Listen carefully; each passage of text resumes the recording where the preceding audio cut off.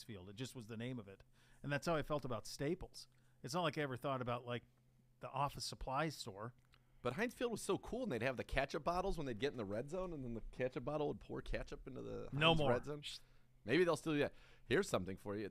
The president of Acrisure, Greg Williams. G?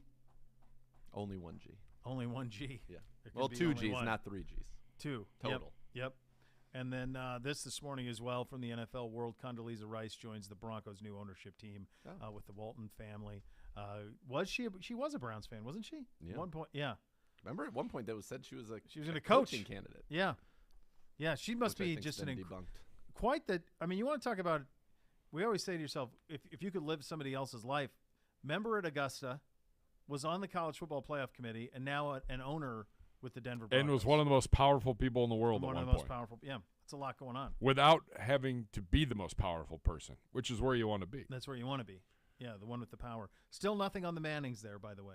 Nothing on Peyton in Denver about him getting a part of that ownership or being a part of it. So I assume that's the way that would go, but it has not gone that way yet, my friend. All right. Coming up next, we've got all sorts of media news to get to. We've got a Hall of Fame with our good buddy Clay Matthews. We will get to all of that coming up next. You're listening to Cleveland Browns Daily on 850 ESPN Cleveland.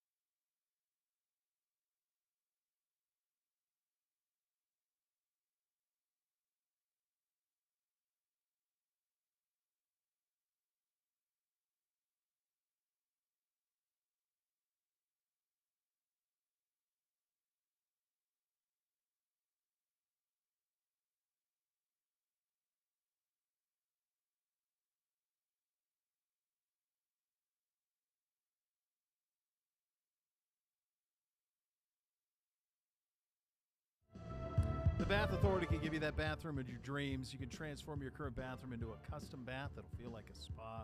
You let the Bath Authority make it a reality for you at a fraction of the cost of the competitors. The Bath Authority is our area's premier bath and shower remodeler, expert factory-trained installers. Give them a call now, $500 off your next custom bath or shower remodel. Call 216-220-8399 or go to thebathauthority.com. It's where affordability meets quality. The largest selection of bath projects, all made in the United States. Change your bathroom from outdated to outstanding. Acrylic tubs that insulate and keep the heat in. Tub-to-shower conversions. Folks, simply put, superior products, expert installers at 216-220-8399 or go to thebathauthority.com. Former linebacker of ours, great friend of the program, Clay Matthews, semifinalist for the Pro Football Hall of Fame list. This is the veterans portion of it. The thing is, though, is I remember when I go in the hall, I don't know that there's any distinction. I don't believe so. I think you're a Hall of Famer. Once you're in, you're in. Right? Correct. Amy Trask, who I worked many moons ago with on that other We've had her show on on this CBS. show. We had her on this show. She was the president of the Raiders, first female, I think, executive in the NFL for Al Davis. She's on the semifinalist as well.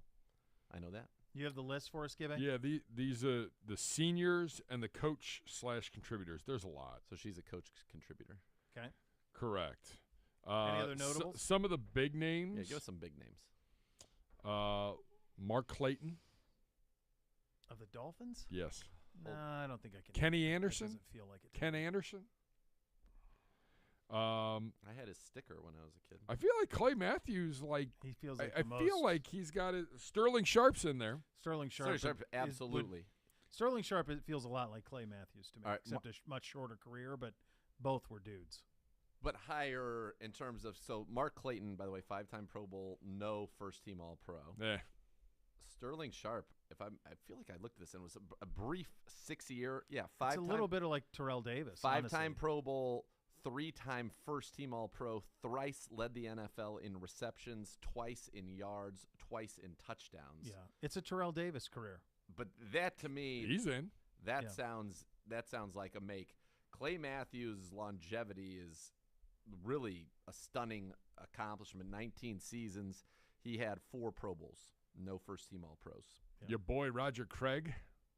Roger Craig is criminally undervalued. Big picture. There was a year he had 1,000 rushing and 1,000 receiving. I was just going going to ask. Did Rathman hurt him? What did he do that had not been done before? And then it was not until Marshall Faulk is this next person to do it. He did it in 1985.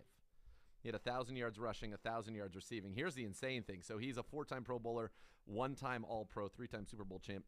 The year that he had 1,000 rushing and 1,000 receiving, he wasn't even first-team All-Pro that year. Who was? 1985.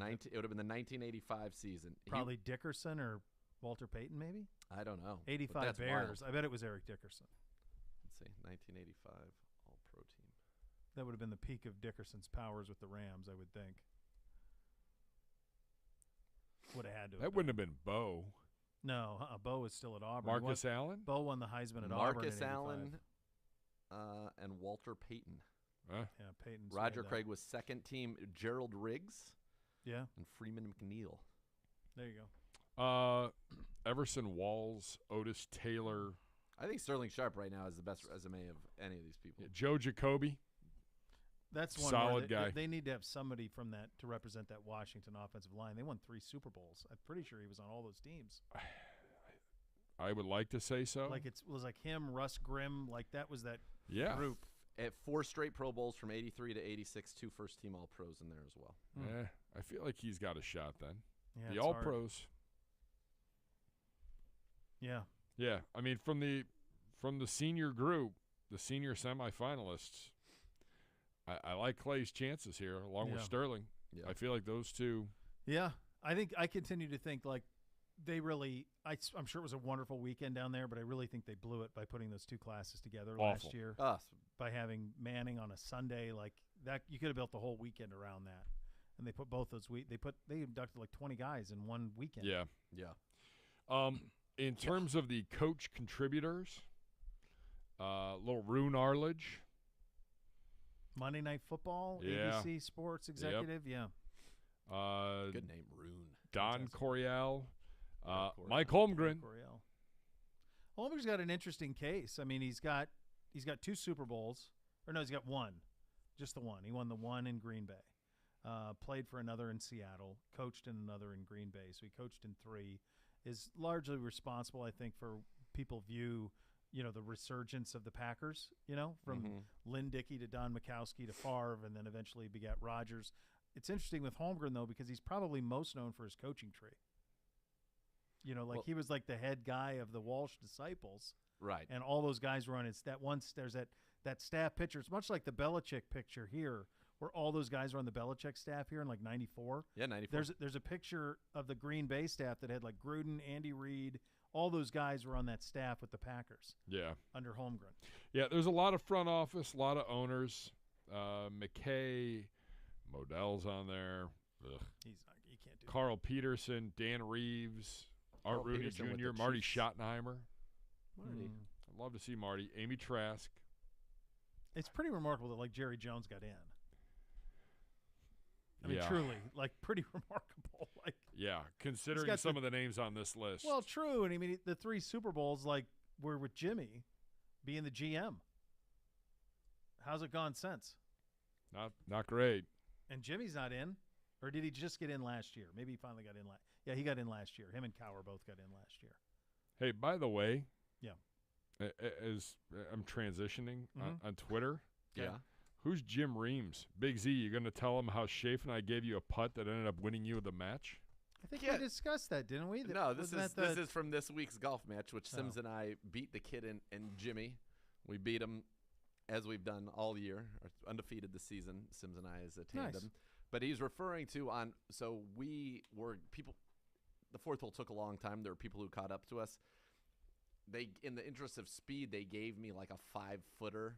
It was far that shouldn't have been a gimme for a par, and I didn't think it should be a gimme, so I putted it anyway, and I made it. So there's nothing to even talk about. Like, I literally hit the ball from where it was into the hole. I mean, if this guy's bringing it up. I know, and then I sent it to our group chat. Sims goes ludicrous, and then Jimmy goes, the kid who was his partner says, "I'm confused, Jimmy." And he said, "I'm talking by 4." I said, "But I hit the putt and made it." And he goes, "Oh, yeah, you made it." And so I said, "Erroneous." If the kid's confused, then you've reached a threshold. Jimmy. Right. Exactly. Right. Exactly. Yeah. Also, this in the media world, Good Morning Football with a new host. Jamie Erdahl comes from CBS Sports beginning on July 25th to host Good Morning Football with Schrags, Kyle Brandt, and Will Selva. I didn't know Will Selva was in the mix. Who's a Will Selva? Should I know him? So he's their guy that does their updates. LA. Yeah, he's on from he's usually not on set, right? Correct. So they don't have a replacement, is what he's saying. Yeah, they still haven't replaced Nate Burleson. Yeah. So, but he's had a lot bigger role here recently with Kay departing and with Burleson out. He's kind of managed the show, but he's like their update guy, their news guy. I don't know. Erdahl does a good job on the stuff I've seen her do on CBS. Mostly it's sideline stuff. Yeah. So I don't, hosting's a different gig, certainly. I think it'll be very difficult. You have to be – it's very hard. It's one thing that I think a lot of people think is easy. We were very lucky on this show that this – we were in an arranged marriage, but it was an immediate chemistry thing. It worked from the jump street. That's right. But that isn't always that way. Like, you may not have anything in common. You may not have similar sense of humors. You may not like each other. All of these things are common. If people are giving them poisoning their ears. Poisoning their ears with misleading information. Terrible Awful. What a awful crud. Stuff. Pure crud. Yeah. So you don't know the reason that show worked was the chemistry part of it. It's kind of like when you take Tony or Mike off PTI. I don't watch PTI anymore, but when I used to, if one of those guys wasn't on, it was different. It's a different show. Yeah. It's like Stephen A. on that show when he had to get rid of Kellerman because he didn't like him. Like Mad Dog's a lunatic on that show, but Stephen A. loves him. Loves it. Loves it. Mad Dog did a thing over the weekend. It was amazing. Serious breakdown. Top Mount Rushmore television shows of all time. You gotta have I Love Lucy. It's the first one. You gotta have I Love Lucy. I was gonna say. Gotta have All in the Family. All in the Family wouldn't even be allowed to be on. Those two are locks. It wouldn't be. All in the Family would not be allowed to be on television. How many people out here listening right now even know what it is? That's what I was going to say. I was going to say he wouldn't have a TV show that aired post. He had Sopranos and Seinfeld. Okay, which would have been his two moderns. The two moderns. And that's, by the way, Seinfeld was 30 years ago. Not that modern. I just think that's weird because that's not the demo that you're going for. Yeah, but his whole thing is for that demo. Everything he does, Bob Cousy, everything he does is from that demo. But it allows for Stephen A. to play on the right side of the demo. Right. And make him look good. And they like each other, right? So they have a legitimate chemistry. And Dog's smart. He knows what he's doing. So he's playing into it even more so. And he's one of those guys who's in the old hot take business that he can stick to a take. I mean, he's a pro. He's an absolute professional. There's no question about that. All right, we do have so much more to come. A couple other things I want to get to that happened over the course of last week. So we will get to that on the other side of this quick timeout. You'll so much Cleveland more to come. Browns Daily. 850 ESPN Cleveland.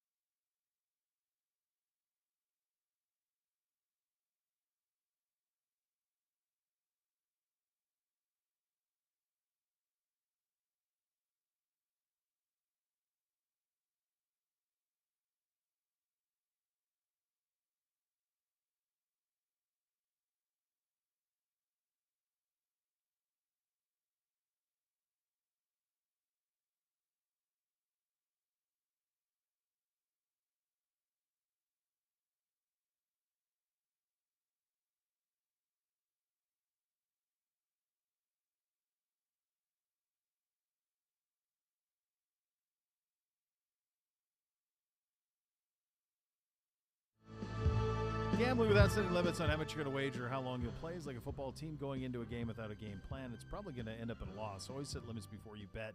Get more tips like this at keepitfunohio.com.